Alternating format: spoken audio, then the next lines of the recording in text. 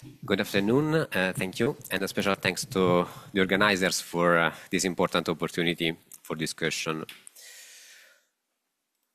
Well, in this presentation, I'd like to share with this community some of the work that our research team at the University of Siena has been doing with oral archives, particularly focusing on oral legacy data. This work is being carried out in a context, the Italian one, that has only recently become fully aware of the importance of protecting and managing these resources.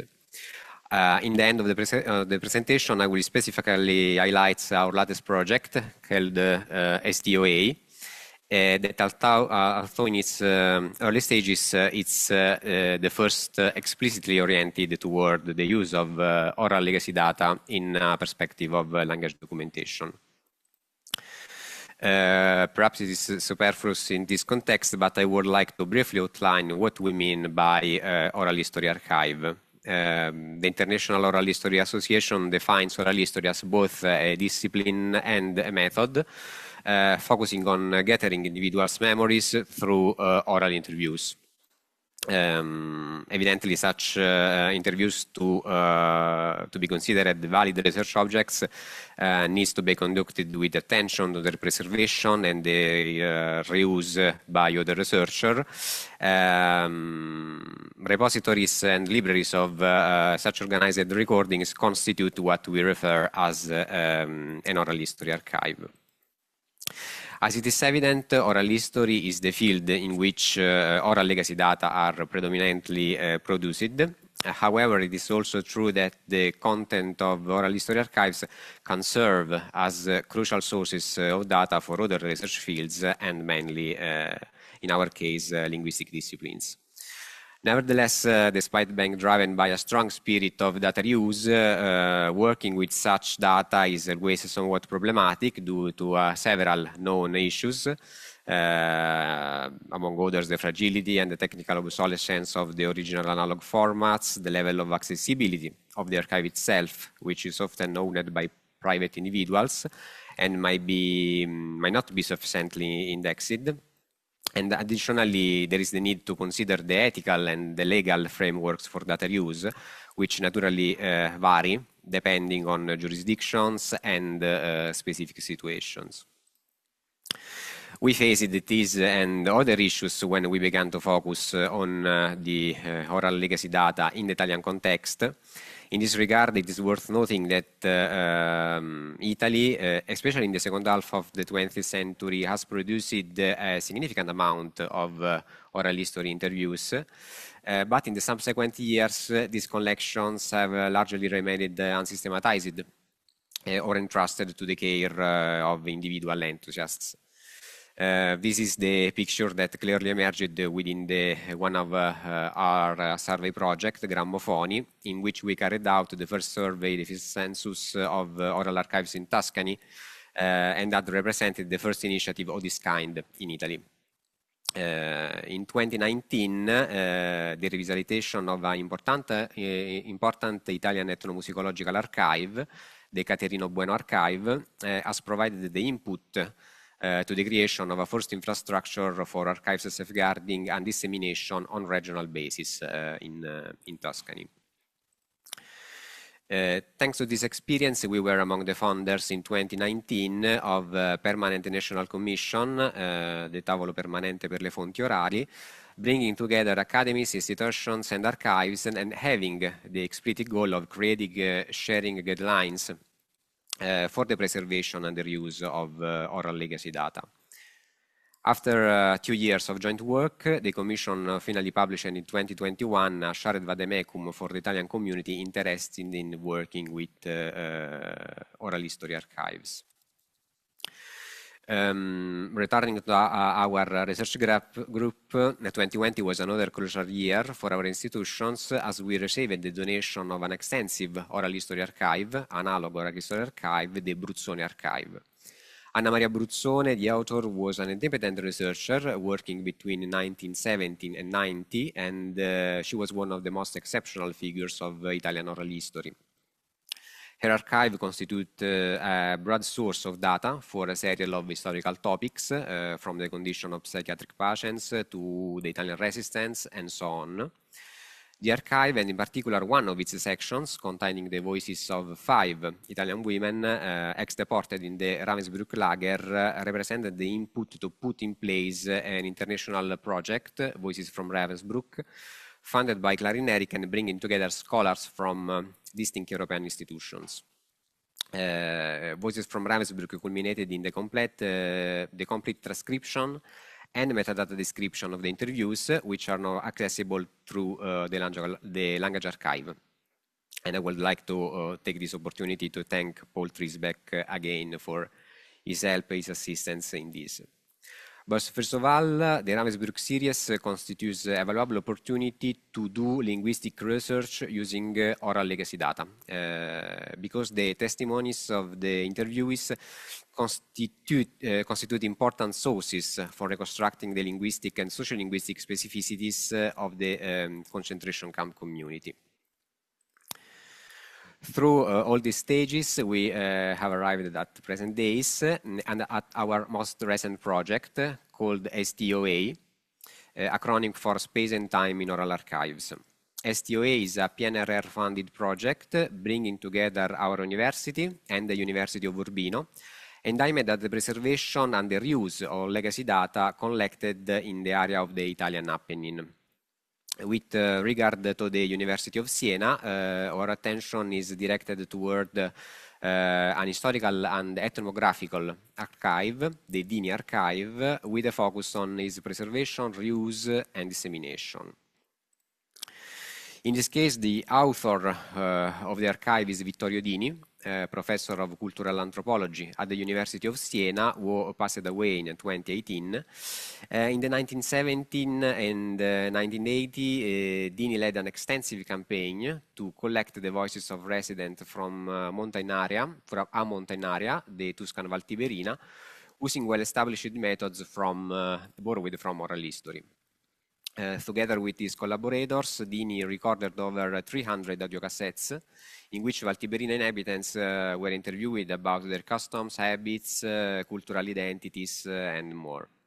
This extensive resource has been preserved over the years in Sestino, a small town, but at the same time the main center of the area, at an institute founded by Dini himself. To focus the discussion on the linguistic relevance of the Dini archive, I'd like to give you a little bit of context regarding the area covered by this resource. As is known, Italy as a whole is a territory characterized by an extraordinary linguistic diversity in comparison to its sides. This diversity has been addressed by linguistics and dialectology, but with a distinction between major and more marginal varieties. While the most important varieties has been extensively researched and described, some gaps remain for what concerns the less central ones. The dialectal varieties of Valtiberina represents, in this sense, a typical marginal variety, characterized by both geographical and social inaccessibility.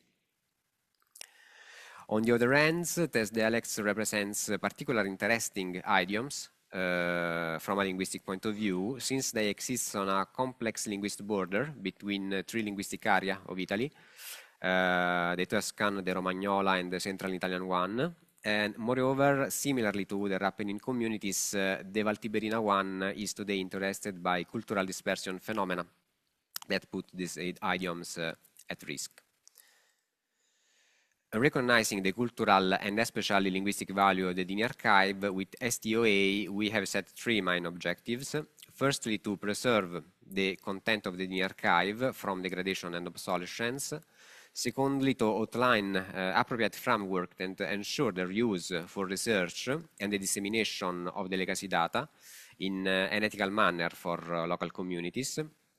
Lastly, to reuse in first person the voices of the archive in a linguistic research perspective, in order to outline a description of the marginal Valtiberina linguistic varieties. Concerning the preservation goal, evidently the first step here consists in the full digitization of the archive, In this regard, the entire analog collection is currently undergoing remediation, which involves the conversation of all interviews in digital formats. At present, more than 200 hours of speech have been digitized, almost half of the full contents, and this stage will be followed by a phase of metadata descriptions of the resources and the repository depositing of all the materials. Regarding the reuse of oral sources, we have two main needs. The first is to ensure the reuse of the materials respecting the intellectual rights of the right holder, which is the institute funded by Dini. The second is to run the dissemination of the archive content in a respectful and ethical way for local communities. In this case, we are moving on two parallel paths. The first is the developing of a comprehensive co-ownership agreement with the Institute, which will retain the intellectual rights as well as the custody of the physical copy of the archive. I did include this on this slide, but this is an interesting journey till now, because since Dini's death, the Institute existed only on paper.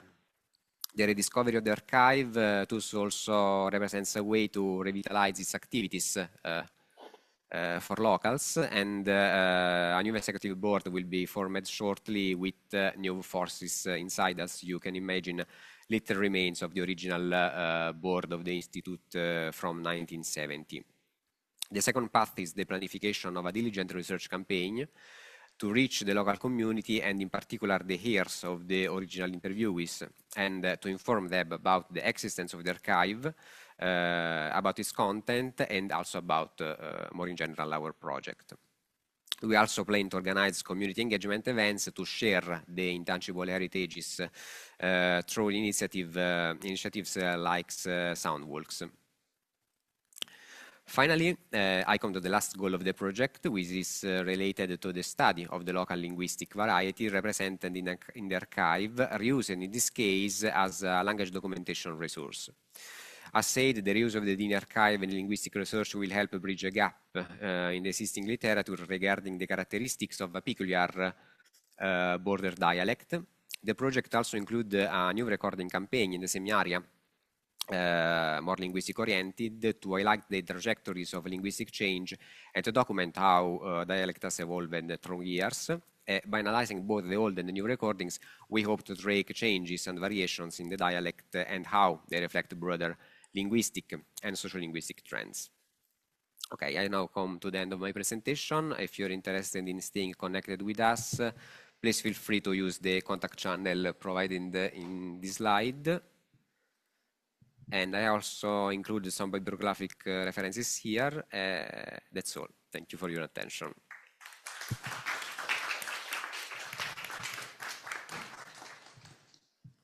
Yeah. So we have good time for questions.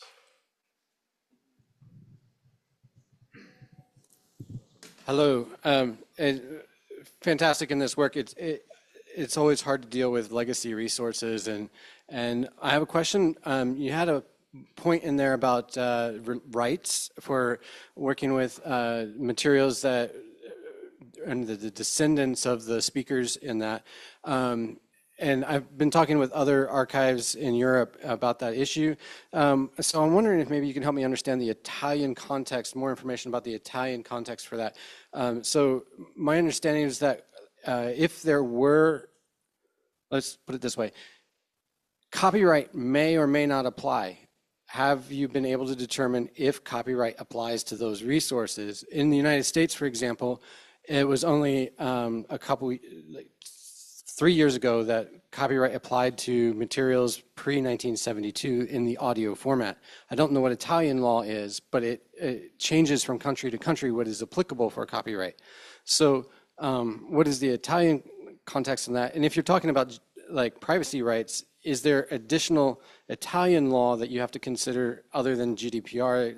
My understanding is that GDPR wouldn't apply to this because of the time that the recordings happened. So yeah, we are in the situation in which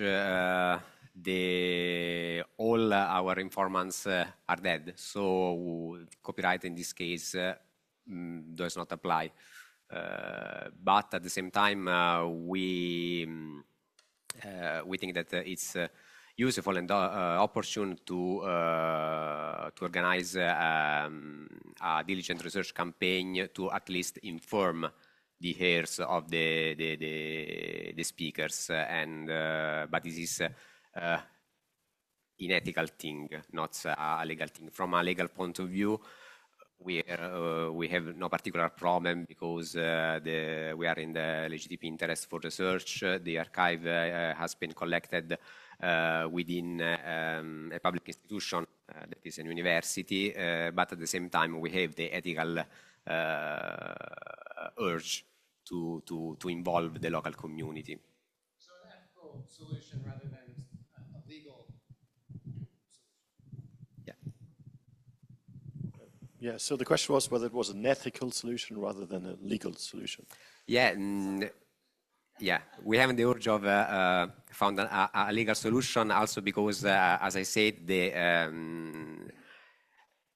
the right holders of the archive, that is the institute funded by Dini, is a public institute, but an institute that at the moment exists only on paper. So we have to found the, I don't know the English word, the statute, it's the act of creation of the institution to understand how this institution has been organized, and then to propose the institution is absolutely collaborative in this, and to understand how to organize our collaboration with this institution to reuse and disseminate data. Thank you. Are there any further questions? No, then we can thank our speaker. Thank you.